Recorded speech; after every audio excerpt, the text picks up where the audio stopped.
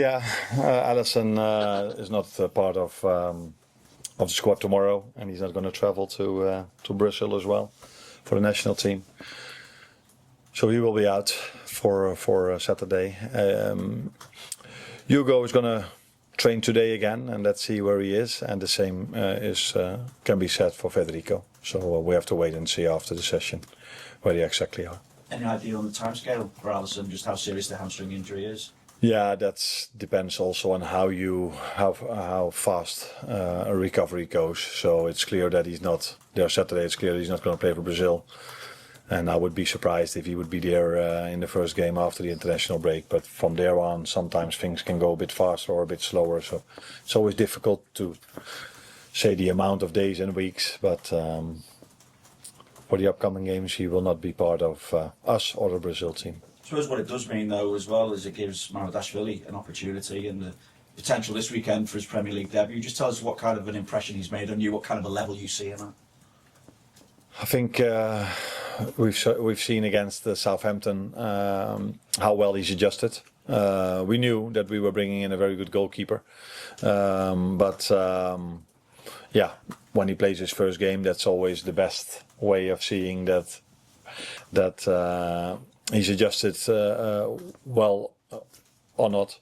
And I think we've seen in that game that he's adjusted really well to our club, which is not a surprise because he's a quality goalkeeper. And now he can do what Cruyff had to do so many times in the past, replacing Alisson, hopefully in a way like Cruyff did so many times before. Just with Ali, is there a concern again that it's a hamstring? Why? What do you mean? Because it just seems to be a similar kind of injury, is it? Or is it a similar kind of injury to the ones that he's last season? I'm not how do you say this? I'm not a doctor, so I cannot tell you if it's every time the same or whatever. What I'm mainly interested in is can he play in the weekend and how long is it going to take?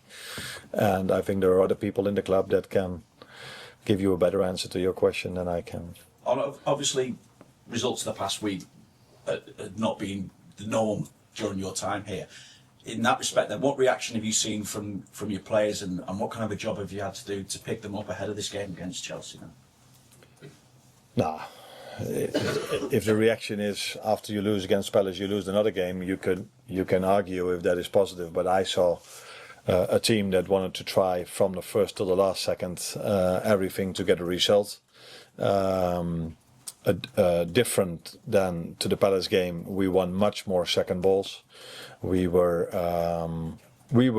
like in the Palace game close to a result, and I've said many times last season the margins are so small, and that's the same this season again. And we are trying to find a way of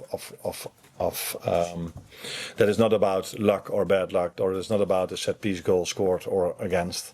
That we are just better than that. It doesn't matter if Hugo Ekitike goes one-on-one to the goalkeeper. He gets twice or three times a pull on his shoulder, but he does everything to stay on his feet, like our players mainly do.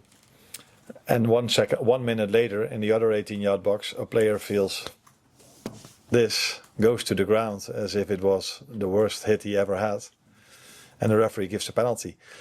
Again, this can happen, and we should be better than that. That it doesn't matter if you are luck, bad luck, or smart or not smart. If you score a set-piece goal or you concede two, like against Palace.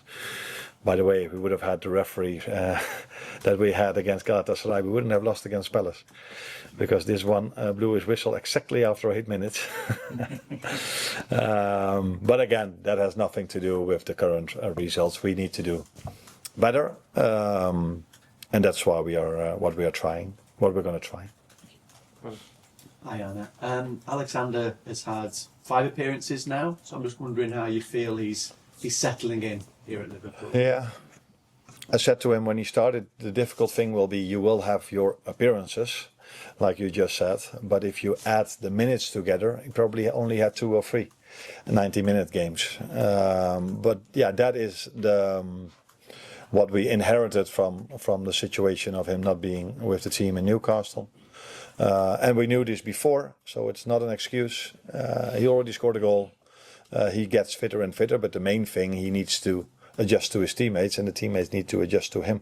And the more you play together, the better things will work. There was a great moment, not great because it didn't end up the way I wanted, but he had a great counter movement in the Palace game. Where in the end the midfielder didn't see that, and he already played the ball to the right. If he would have seen it, he would have been one-on-one to the goalkeeper. So these are the things you get if you play more together. And playing more together has been a bit harder than last season because of Alexander Isak, because of McAllister, because of Conor Bradley. That Dominic Szoboszlai has played on 8, on 10, on right fullback for the reasons I just said. And but we cannot. We are, in my opinion, too focused on this season. But the second part of last season had a lot of similarities with the start of this season. With one exception, is that the second part of last season we scored 7 set-piece goals, which led to a lot of wins. And this season we've conceded 4, I think. So we play tomorrow Chelsea. I think they've scored more than 50% of their goals from set pieces. So this is the new reality in the Premier League. And we were doing this really well the second part of last season, and this season we have had many good chances from set pieces as well. Unfortunately, didn't score yet. So does that mean you've got to work harder at them now, or is it just luck? What I just said, we've been very close to scoring set pieces this season already. Ibu, a big chance against Galatasaray and a big chance against Palace. So I'm very happy about the amount of chances we generate from set pieces, but we haven't scored yet. And yeah, is that luck, bad luck? At this moment of time, I would say we are a bit unlucky. If just keeps on going throughout the whole season, it might have to do with other things as well. But what I'm trying to say is open play goals, second part of last season and the first part of last season is a main difference. And I don't think we do things different. I do see teams doing a lot of things different to us.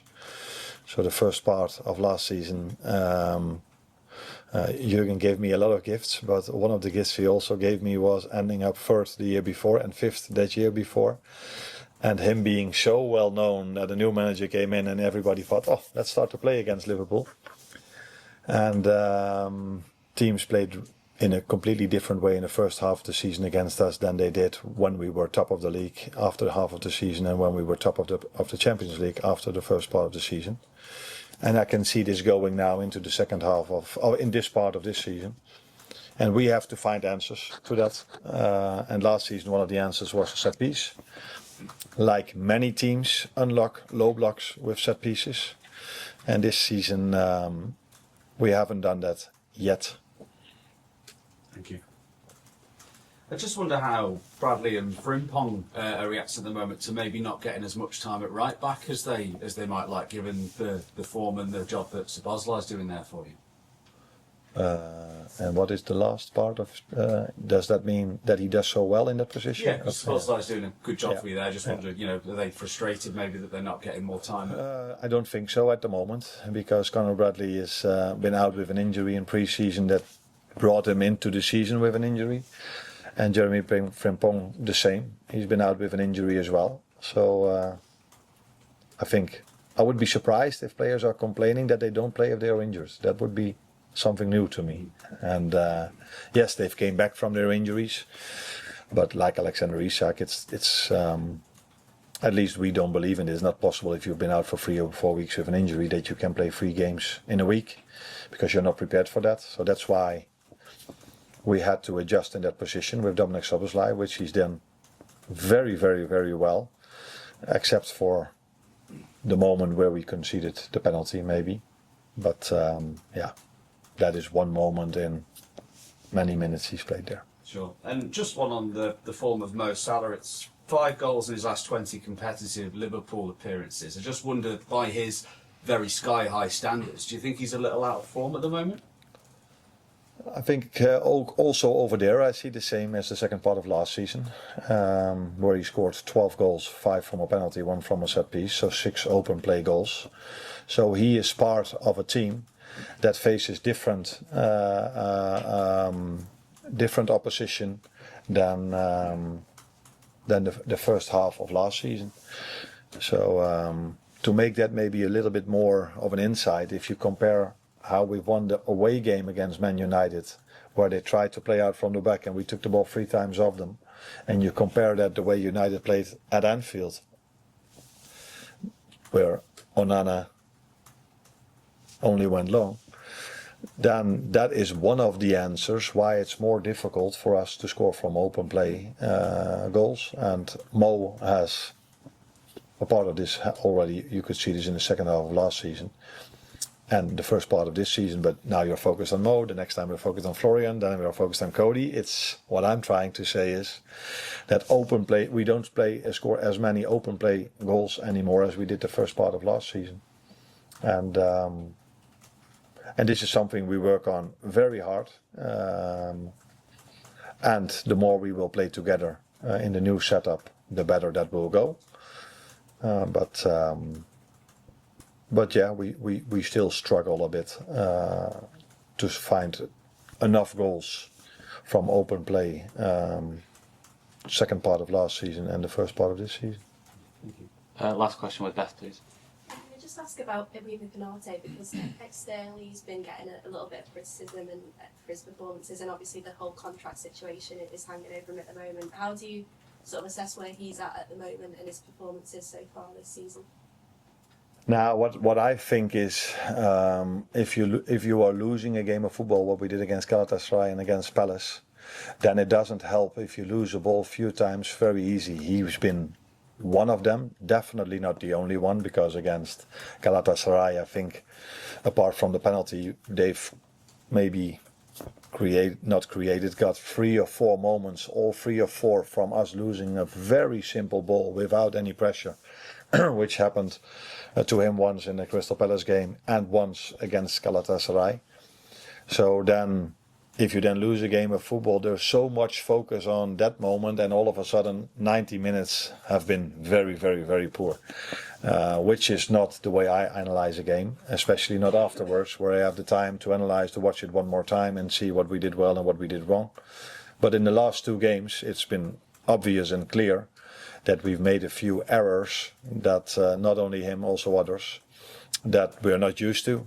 And if you do things that people are not used to and you lose a game of football, then normally he, other ones, the manager, gets criticized. Thank you, guys. Thanks, Arne. You're welcome.